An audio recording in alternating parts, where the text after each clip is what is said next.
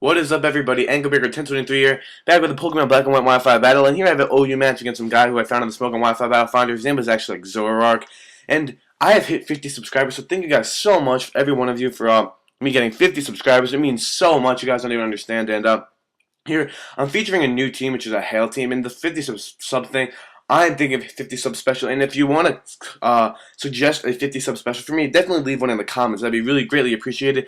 If I get like 9 likes on this video, I'll definitely be streaming sometime this week. So, looking at my team, I have a bulky Caesar, normal defensive Don fan, and then we'll see for the rest of the match, because I didn't make enough time to be able to go through the whole team preview. But this is actually like my first Wi-Fi match using this team. I tested it out on PO, and it did a really nice job. And actually, I really like this team. It's got really good synergy, and it works really well. So, here, he's going to lead off with his Ferrothorn. I'm going to lead off with my Caesar, and I'm going to go for the Superpower on the first turn, knowing he's probably going to go for either Stealth Rocks or First Layer of Spikes or something, and actually ends up going for the Leech Seed, which puts me in a good position, because now I know kind of about a set. I know he's going to have Substitute. Might have Substitute. He's definitely going to have Leech Seed. He's definitely going to have Protect or Substitute, maybe Gyro Ball, maybe T-Wave or Toxic. So, here, I know that I'm not going to be able to OHKO this thing. I'm not going to be able to kill this thing again from another Superpower at -1. I know he's probably going to want to go for the Protect. So I'm going to try to take advantage of the situation. I'm going to go into my Mamoswine, and I kind of went into my Mamoswine thinking that I would be able to kill him off with thinking that Earthquake was actually still super effective. But it turns out that I go for the Earthquake and actually end up scoring a critical hit here.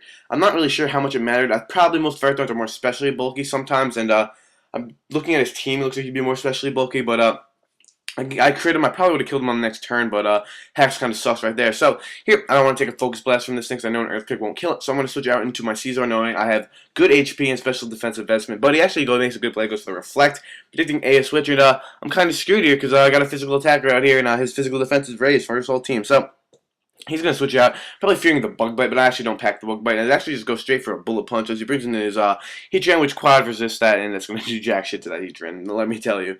So basically, I'm thinking here, I'm thinking that he's not going to go for the Lava Plume here, so I could probably just go for a Superpower and see how much that's going to do with even through the Reflect. So he actually does go for the Stealth Rock, so I predict correctly, and I go for a Superpower, and with the Reflect up and Heatran basically naturally bulky, it's going to do jack shit at all. So I know he's going to go for the Lava Plume next turn. I kind of coax this to happen, so I'm actually going to want to go out into my Latios on the next turn, but all his after turn effects are really pissing me off in this match, as like these plays are kind of straightforward, so in this match, I actually didn't get my hail up until like very, very deep into the match, so that's kind of stupid. So go into my Mr. Eon, and I'm gonna go and take that Lava Plume very, very nicely because I'm especially defensive. I'm actually not special defensive. I'm actually max HP, max speed, which is kind of an interesting set, but it works out with Combine. So I actually carry Thunderbolt on this thing because if I have HP Fire, I get walled by Heatran, and I actually have a lot of things I can kill. There's Steel types with the Bug types. A lot of HP Fire on this team. A lot of Bullet Punch, a lot of Earthquake, a lot of Stone Edge on this team. So that's why I actually run Thunderbolt on this thing, because mostly if I run into another Rain team, this thing could be very, very, very deadly if I get something that I could set up on. So I'm setting up them Calm Minds and go for some T-Bolts. And it's kind of scary also with the massive Spec Attack this thing has, and the T-Bolt, the Dragon Pulse this thing has, and the reliable recovery with this thing, with the, what's it called, with the Recover. So I mean, it's kind of, there goes for a Rock Slide, which I don't see ever, rarely, so it's not going to do too much. So, here he brings out his Latios, and here I know I'm definitely going to outspeed him because I am max speed, I am timid. He is probably Specs max speed timid, if he's Scarf, he outspeed me, but it's probably Specs max speed timid, but he probably runs HP Fire, which makes us a 30 instead of a 31 in the IV for speed, but I have a full out 31 because I don't run HP Fire, so I know he's outspeed, but he actually hangs on, which is kind of bullshit. So, here I'm going to bring out my Woolly Mammoth, and he's going to switch out. Ice Shard was frankly quite obvious. I didn't think he was going to switch out because he's at a really low range of HP, but I just went for the Ice Shard anyway, just in case he wanted to like overpredict the Ice Shard or something. I don't know, I just went for Ice Shard. I wanted to get that thing out of the way because I didn't set up rocks yet, and I don't actually end up setting up rocks in this match, and in a game coming up that I'm going to upload sometime soon, I don't end up sending rocks up. Why don't I set up a rocks if they're so important? I don't know what I do. So here I predicted him to go for a Reflect or a Light Screen, maybe predicting me to switch out to a Special Attacker, knowing he's going to go for the Reflect. Go for the Earthquake. That's a good chunk, but he actually goes for the Psychic. It's going to kill me off, which critical hit.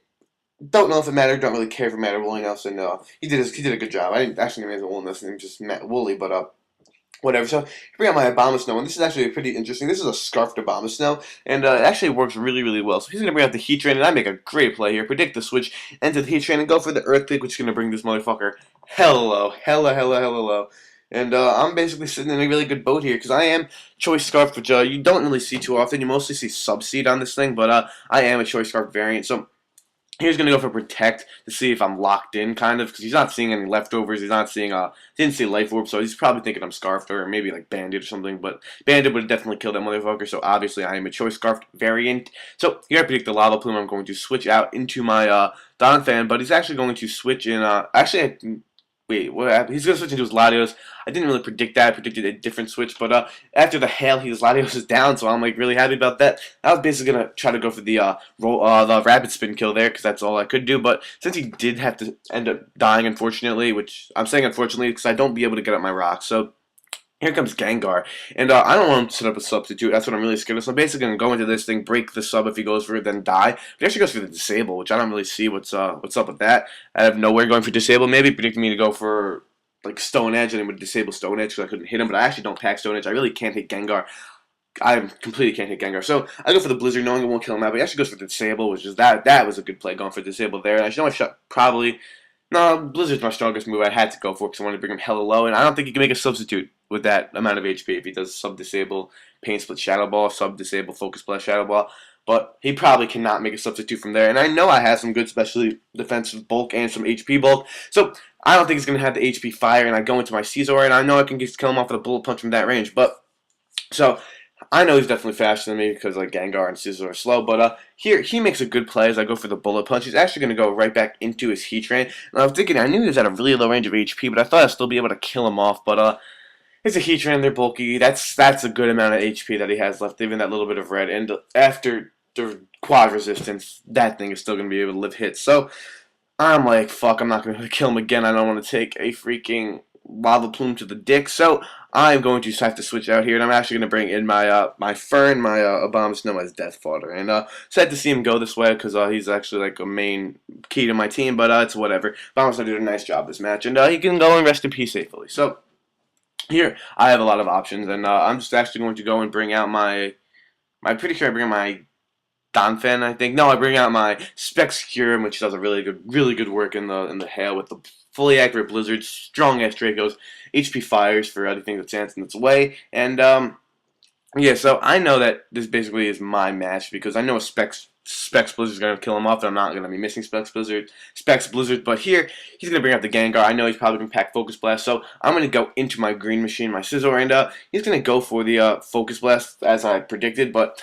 Thing is, he misses, which isn't too vital, because say he would have hit that Focus Blast there, I would have been able to go for the Bullet Punch and kill him off. So I would have been, no questions asked, I would have lived that Focus Blast because I have max HP and really good special defense investment. So I go for the Bullet Punch, I'm going to kill him off, but if he hit it, I would have been at a lower range of HP, but I would have killed him off on this turn. Then when he brings out his Unicliffe, which is his last one, I would have been able to roost all the way back up. So I would have been able to take any hit this thing has, because as you're going to see, he is going to miss a Focus Blast here.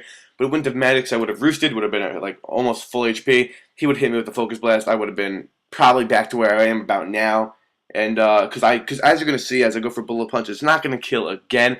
As you can see, I do live this Focus Blast that he ends up hitting. I live it. So I would have definitely lived the Gengars, would have definitely lived this. I would have definitely been sitting in a good boat, and those aren't really hacks, it doesn't really matter, because I would have won this match anyway, and I have this match cleaned up because the priority Bullet Punch is obvious, and he has nothing else to take it, so Bullet Punch is going to clean him up, so that is the match. So thank you, Zororak, for the match. It was a good one. He actually has a YouTube channel. I'm not sure if his link will be in the description. I'll think about it. So if I get 9 likes on this video, I'll definitely be streaming, and give me an idea for a 50 sub special. That'd be really appreciated. So thank you guys for watching. I'll be seeing you guys next time. Peace out, guys.